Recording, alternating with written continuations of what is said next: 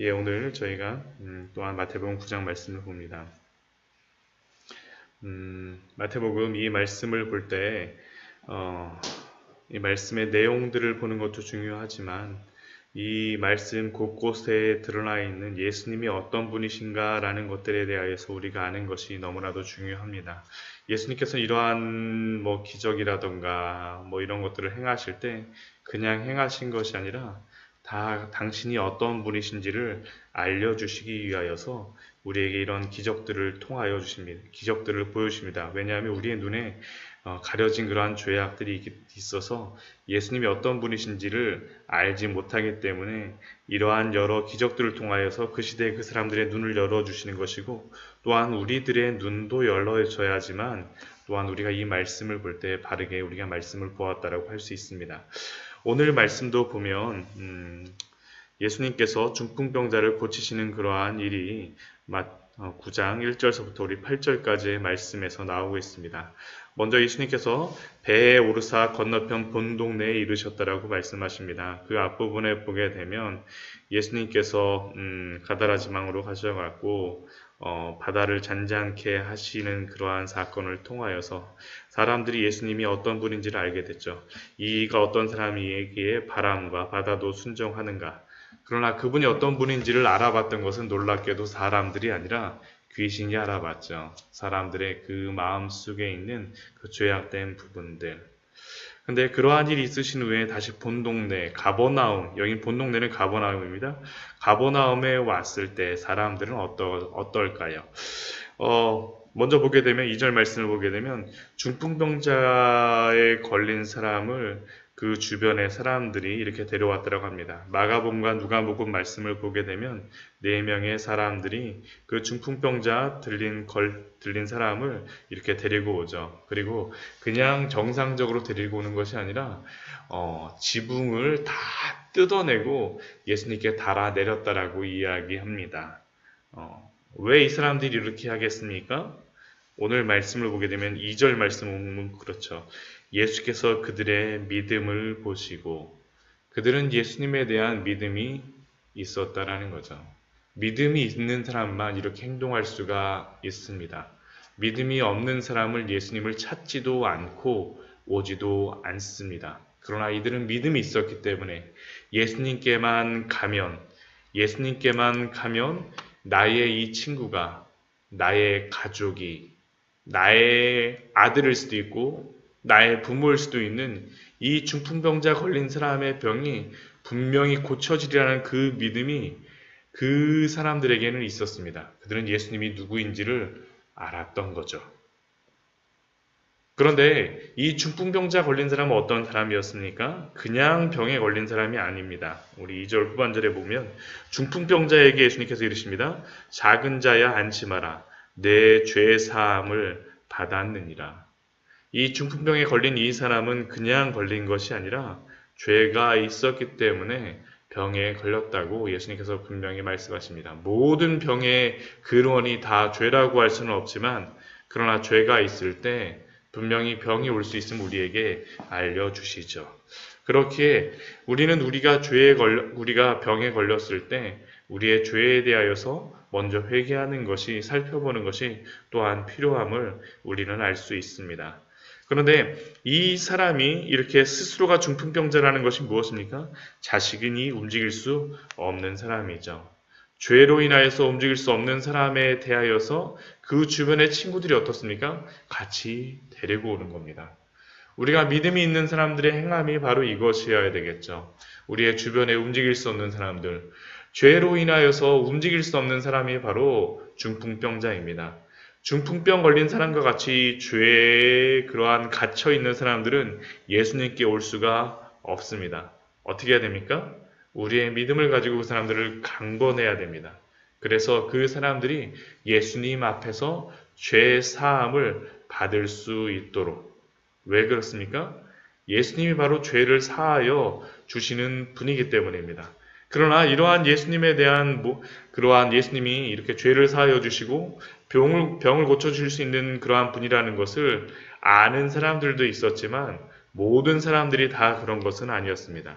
3절 말씀을 보면 어떤 서기관들이 예수님에 대하여서 이렇게 생각합니다. 이 사람이 신성을 모독하도다. 왜 그렇습니까? 어떻게 사람이 죄를 고칠 수 있느냐라고 이 사람들은 예수님을 의심하였기 때문입니다. 그런데 그때 예수님의 반응이 무엇입니까? 4절 말씀 보면 예수께서 그 생각을 아시고, 예수님은 우리의 모든 생각을 아신다라는 것을, 또한 그들의 모든 생각을 아신다라는 것을 우리에게 알려주고 있습니다. 우리가 의심하고 믿음이 없다라면 예수님은 우리의 생각을 아시고 우리에게 이렇게 대답하실 것입니다. 너희가 어찌하여 마음에 악한 생각을 하느냐. 물론 그 시대의 서기관들에게 이야기하는 것이지, 말씀하시는 것이지만 또한 우리들도 우리가 예수님을 의심할 때 우리의 생각을 하시고 너희가 어찌하여 마음에 악한 생각을 하느냐라고 예수님 우리에게 말씀하실 겁니다. 우리가 믿음이 없는 것은 그냥 생각이 아니라 악한 생각임을 예수님은 분명히 우리에게 알려주시죠. 왜 그들이 그렇게 예수님에 대하여서 의심하였습니까? 그들이 의심하였던 이유는 5절 말씀에서 예수님의 말씀에서 우리가 그 이유를 알 수 있습니다. 내 죄 사함을 받았느니라 하는 말과 일어나 걸어가라 하는 말 중에 어느 것이 쉽겠느냐? 어떤 것이 더 쉽겠습니까? 죄 사함을 해주시는 것과 일어나서 걸어가는 것과 어느 것이 더 쉽겠습니까? 물론 죄 사함을 해주시는 것이 죄 사하는 것이 훨씬 더 어렵습니다. 훨씬 더 어려운 거예요. 왜냐하면 이 바리새인, 이 서기관들이 생각했던 것 같이 사람이 죄를 사하는 권세가 없기 때문입니다. 그러나 사람들이 판단하기에는 일어나 걸어가라 하는 것은 당장 그것이 나타나지 않으면 그 사람의 말은 거짓이 되어지기 때문에 죄 사하는 것과 일어나 걸어가라 하는 말, 사람들 앞에서 증명해서 보여주기에는 일어나 걸어가라 하는 말이 훨씬 더 어렵습니다. 그러니까 이 바리새인들은 예수님에 대해서 이렇게 생각했던 것이죠. 이 사람이 일어나 걸어가 병을 고쳐줄 수 있는 그러한 권능이 없으니까 그냥 죄 사함을 받았느니라 하는 말로써 그냥 얼렁뚱땅 넘어가려고 하는 건가 보다. 그러나 그 예수님께서 그렇게 그 사람에게 내 죄 사함을 받았느니라 하시는 그러한 이유가 있었습니다. 그것이 무엇입니까? 6절 말씀에 말씀해 주시죠. 인자가 세상에서 죄를 사하는 권능이 있는 줄을 너희로 알게 하려 하노라.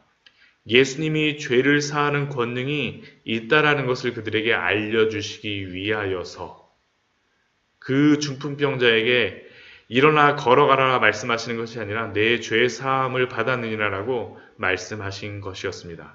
그리고 그 말씀을 하시자마자 예수님께서 뭐라고 중풍병자에게 말씀하십니까? 일어나 내 침상을 가지고 집으로 가라.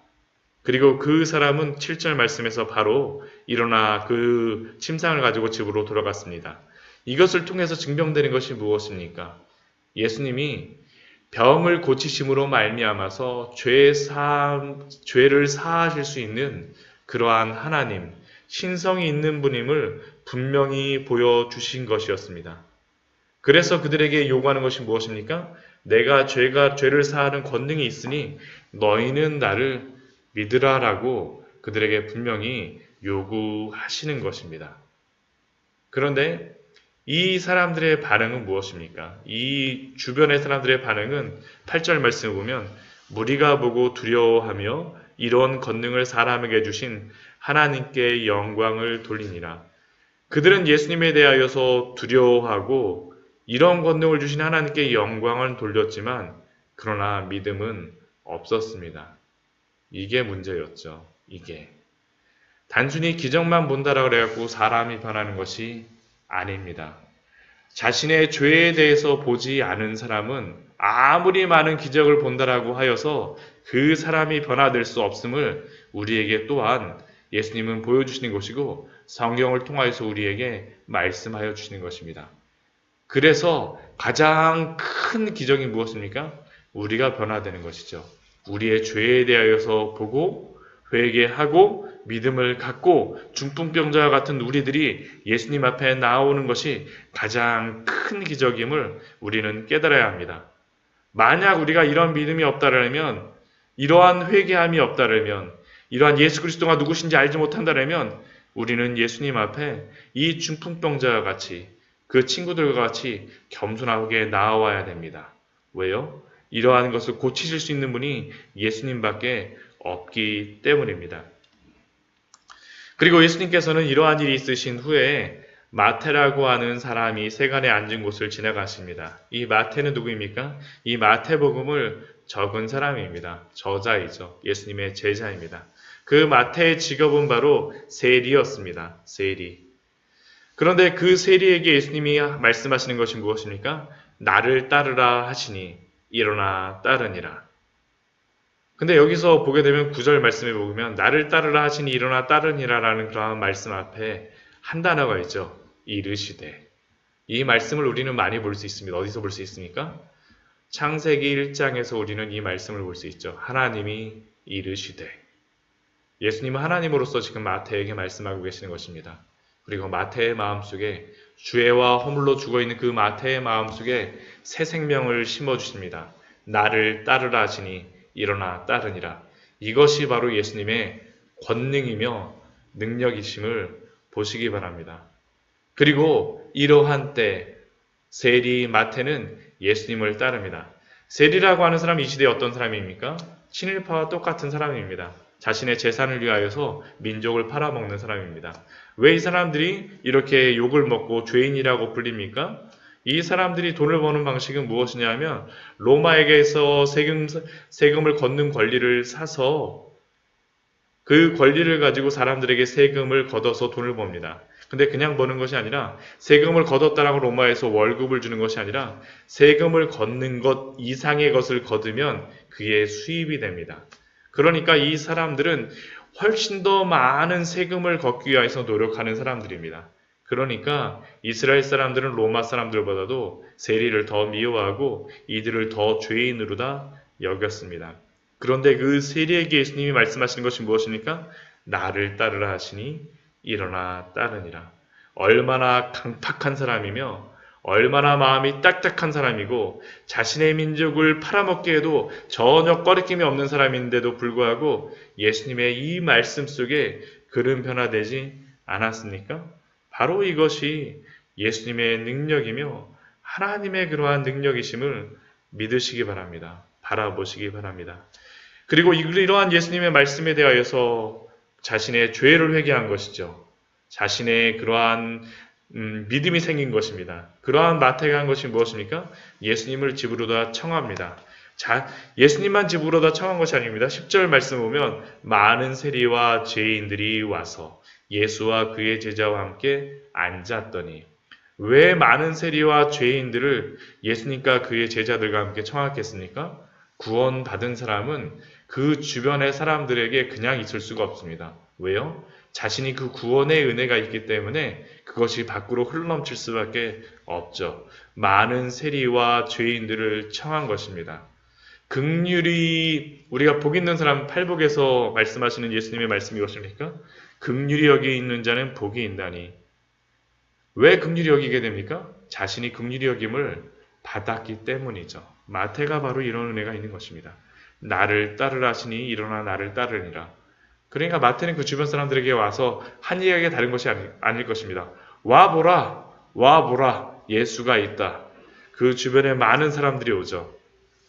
그러나 이것에 대한 이러한 마태와 다른 반응들이 있습니다. 바리새인들의 반응은 무엇입니까? 어찌하여 너희 선생은 세리와 죄인들과 함께 잡수시느냐. 이 의미 속에는 다른 의미가 있는 것이 아닙니다. 아니 너희 선생이 선생이라고 하고 메시아라고 하고 그리스도라고 하는데 세리와 죄인을 못 알아보니? 라고 의심하는 마음이 이들 마음속에 있는 것이죠. 세리와 죄인들은 구원받을 수 없다라는 것이 이들의 믿음이었습니다. 그러나 그렇지 않죠. 예수님이 가시면, 예수님이 말씀하시면 변화되는 줄 믿습니다. 그리고 구원받는 사람은 누구입니까? 12절 말씀 보면 건강한 자에게는 의사가 쓸데없고 병든 자에게라야 쓸데있느니라. 자신이 건강하다라고 생각하는 사람은 의사에게 오지 않고 병든 자만 와서 구원을 받는 것처럼 자신이 스스로 건강하다고 생각하는 사람은 구원을 받을 수 없다라는 거죠. 13절 말씀도 동일합니다. 나는 의인을 부르러 온 것이 아니요 죄인을 부르러 왔노라. 내가 의인이라고 생각했던 이 바리새인은 예수님의 구원의 잔치자리에 들어가지 못한 것입니다. 오직 자신이 죄인이라고 생각하였던 마태와 많은 세리와 죄인들만이 예수님의 그 잔치자리에 참여한 줄 믿으시기 바랍니다. 구원받는 사람은 다른 사람들이 아닙니다. 겸손하게 자신이 죄인임을 고백하고 나를 구원하소서라고 오는 그러한 사람, 그리고 또한 그 주변의 사람들을 구원하기 위해서 애쓰는 사람, 마태와 같이 그 친구들과 같이 애쓰는 사람, 겸손하게 예수님 앞에 와서 무릎 꿇고 자신이 죄인임을 고백하는 사람들만이 바로 예수님의 잔치자리에 들어가는 사람임을 오늘 말씀을 통하여서 우리에게 말씀하여 주십니다. 말씀을 정리하도록 하겠습니다. 오늘 말씀은 다른 것이 아닙니다. 예수님이 누구인지를 보는 사람만이 예수님 앞에 올 수 있습니다.